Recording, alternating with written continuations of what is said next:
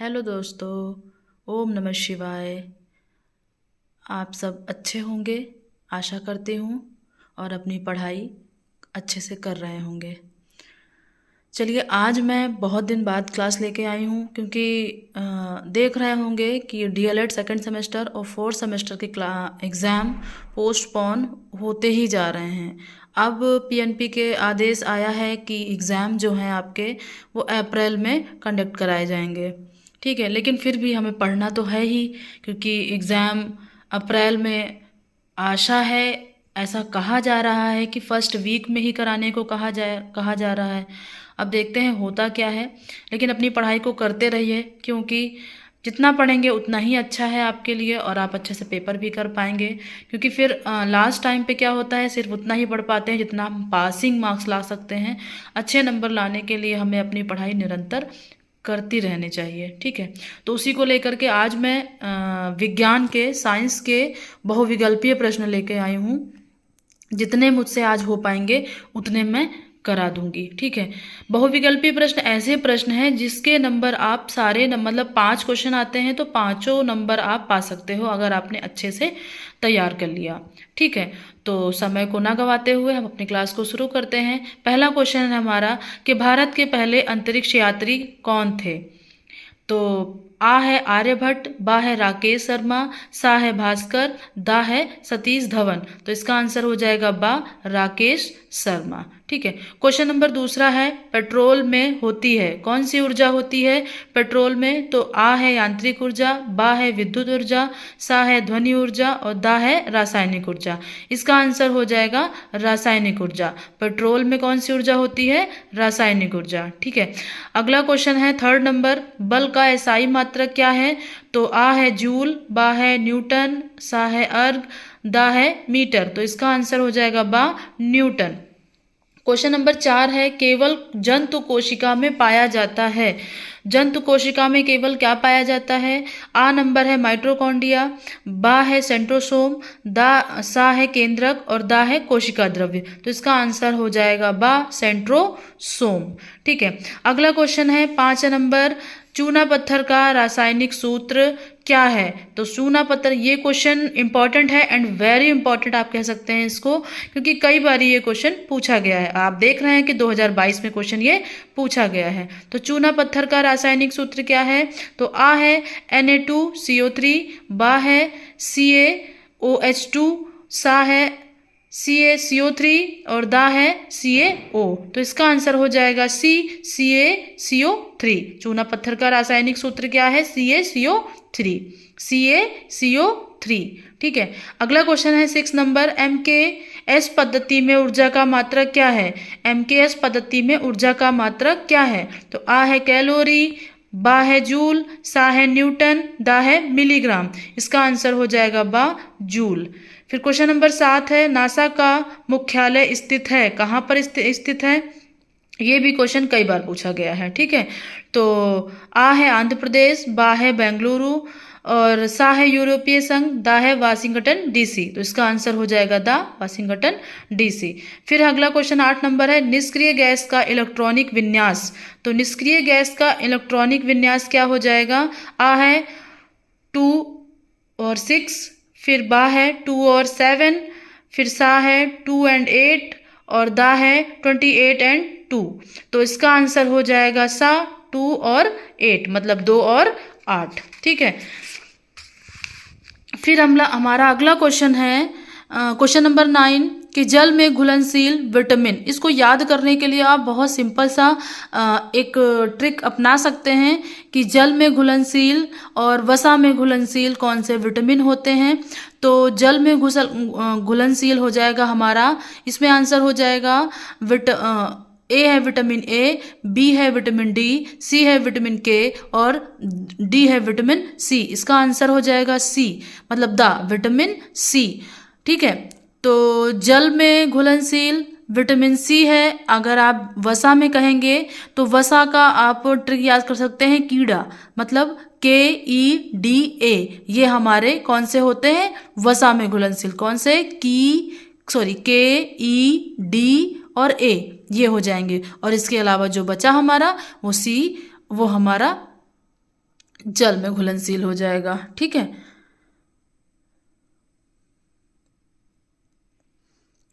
फिर अगला क्वेश्चन आता है हमारा 10 नंबर, तंत्रिका कोशिकाओं की विशेषता क्या है? क्या होती है तंत्रिका कोशिका की विशेषता? तो आ है ये पुनः निर्मित नहीं होती हैं, बा है इनमें केंद्रक नहीं होता है, सा इनकी संख्या उम्र के साथ बढ़ती है, और दा है इनका आकार अनिश्चित होता है।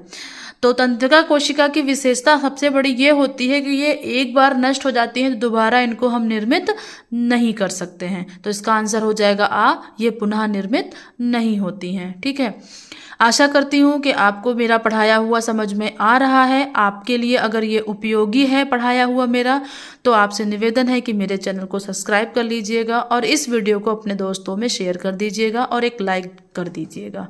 ठीक है, चलिए अगला क्वेश्चन है 11 नंबर, जब पृथ्वी की उपछाया से होकर चंद्रमा गुजरता है तब होता है। जब पृथ्वी की उपछाया से होकर चंद्रमा गुजरता है तो तब क्या होता है? आ है पूर्ण चंद्र ग्रहण, बा है सूर्य ग्रहण, सा है खंड चंद्र ग्रहण, और दा है चौड़ा प्रकाश। तो इसका आंसर हो जाएगा खंड चंद्र ग्रहण।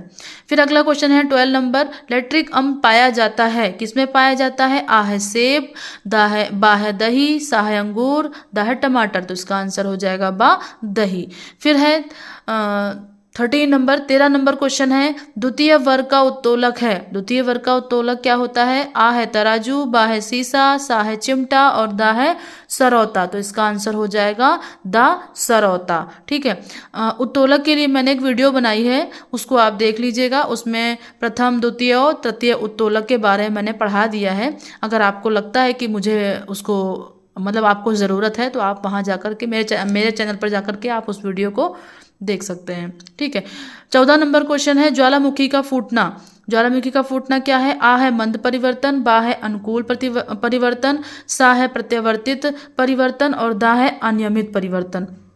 तो इसका आंसर हो जाएगा दा, अनियमित परिवर्तन। ज्वालामुखी का फूटना क्या है? अनियमित परिवर्तन, मतलब कोई नियत पहले से ही निर्मित नहीं है, मतलब पहले से फिक्स नहीं है टाइम कि हाँ ये होगा, कभी भी हो जाता है। ठीक है, फिर है 15 नंबर, निम्नलिखित में है चूना पत्थर का रासायनिक नाम। चूना पत्थर का रासायनिक नाम अभी हमने पढ़ा है, इससे पहले देख रहे हैं क्वेश्चन बार बार रिपीट हो रहा है, तो इसको अच्छे से पढ़ लीजिएगा। इसका आंसर हो जाएगा आपका CaCO3। ठीक है, फिर है जूल का मात्रक क्या है? क्वेश्चन नंबर 16, तो जूल का मात्रक हो जाएगा सा, कार्य और ऊर्जा दोनों का जूल मात्रक होता है।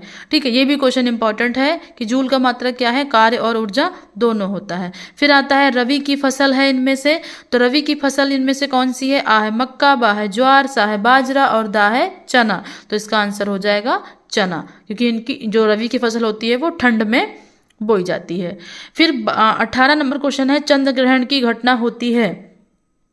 चंद्र ग्रहण की घटना कब होती है? आ है अमावस्या के दिन, बा है पूर्णिमा के दिन, सा है अमावस्या की रात, और दा है कभी भी। तो इसका आंसर हो जाएगा पूर्णिमा के दिन चंद्र ग्रहण होता है। फिर आंसर है 19 नंबर, DPT के टीके से बचाव होता है। डिप्थीरिया का, काली खांसी का, टेटनेस का, या तीनों का? तो तीनों का हो जाएगा। DPT का टीका तीनों के बचाव के लिए लगाया जाता है। फिर अगला क्वेश्चन है 20 नंबर, CaSO4 में Ca की संयोजकता है कितनी होती है? तो बा आंसर हो जाएगा +2। ठीक है, CaSO4 में Ca की संयोजकता है +2। ठीक है, फिर अगला क्वेश्चन हमारा आ जाएगा 21 नंबर, विद्युत ऊर्जा को यांत्रिक ऊर्जा में परिवर्तित करता है। विद्युत ऊर्जा को यांत्रिक ऊर्जा में परिवर्तन कैसे होता है? तो आ है डायनमो, बा है सोलर ऊर्जा, सा है विद्युत मोटर, और दा है सितार। तो इसका आंसर हो जाएगा विद्युत मोटर। फिर 22 नंबर है, अम्ल वे पदार्थ हैं जो क्या है?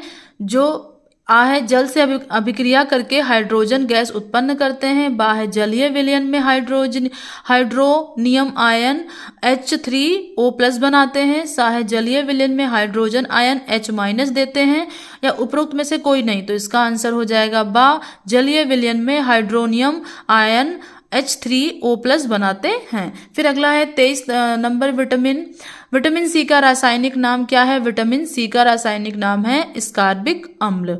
थोड़ा फास्ट चलेंगे क्योंकि ज़्यादा से ज़्यादा क्वेश्चन मुझे पढ़ा देने हैं आज आपको, क्योंकि एक वीडियो में देखेंगे तो जल्दी से आपको समझ में आ जाएगा और आप बाद में रिवीजन भी अच्छे से कर सकते हैं। जितना आज करा पाते हैं उतना कराएंगे, फिर आगे बचेगा तो नेक्स्ट वीडियो बनाने की कोशिश करते हैं। ठीक है, 24 नंबर क्वेश्चन है, द्वितीय श्रेणी का उत्तोलक है इसमें। तो अभी मैं इसको करा चुकी हूँ पहले भी। तो द्वितीय श्रेणी का उत्तोलक होता है सरौता।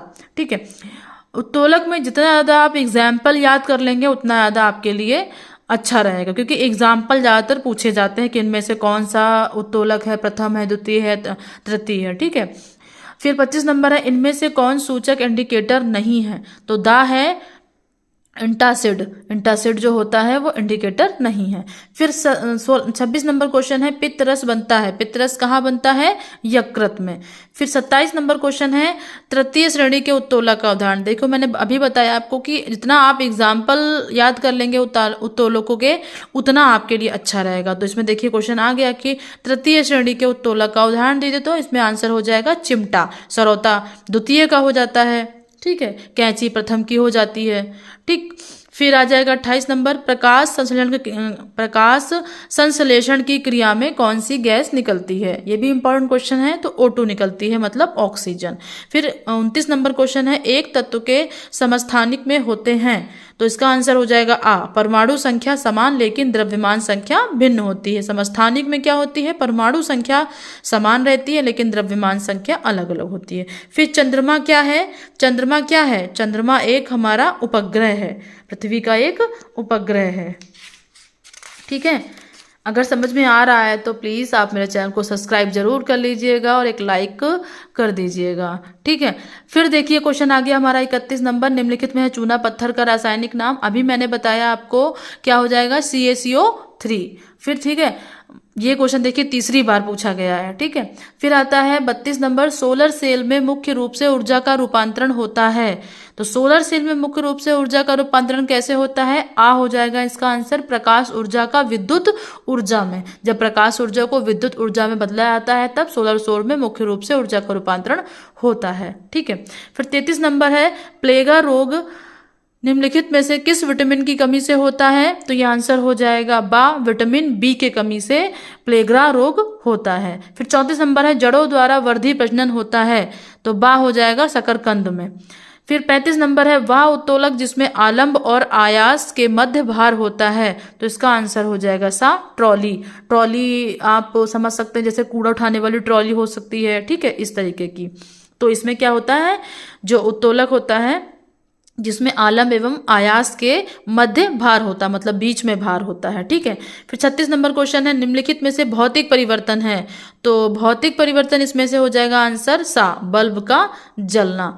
तो आज मैं 36 क्वेश्चन कराती हूँ, आगे जितने बचे होंगे 36 या 35 क्वेश्चन और बचे होंगे उनको भी करा दूंगी। हाँ, ये बताना चाहूँगी कि जितने मैं ये क्वेश्चन करा रही हूँ वो मैं पवन सीरीज के करा रही हूँ। ठीक है, तो आपको अगर आपके पास पवन सीरीज है या नहीं भी है तो आप इससे रिवीजन कर सकते हैं और अच्छे से तैयार कर सकते हैं। याद रखिएगा 5 क्वेश्चन इसमें आते हैं बहुविकल्पीय के, जिसमें आप 5 नंबर ला सकते हैं। सिर्फ इन क्वेश्चनों को बार बार पढ़कर आपको याद हो जाएंगे, बस आप आंसर के द्वारा उनको समझ लीजिए।